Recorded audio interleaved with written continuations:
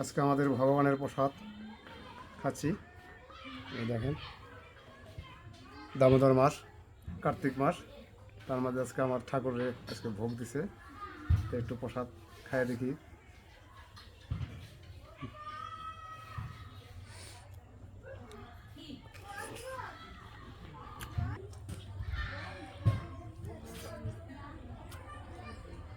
মনে হয় আমৃতি খাইতেছি, প্রসাদ, ভগবানের প্রসাদ, কি মজাই লাগতেছে।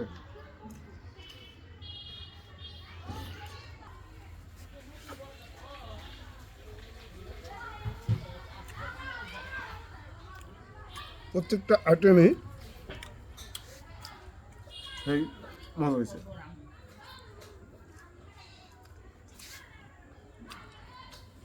ভগবানের প্রসাদ বলতে একটা কথা আছে।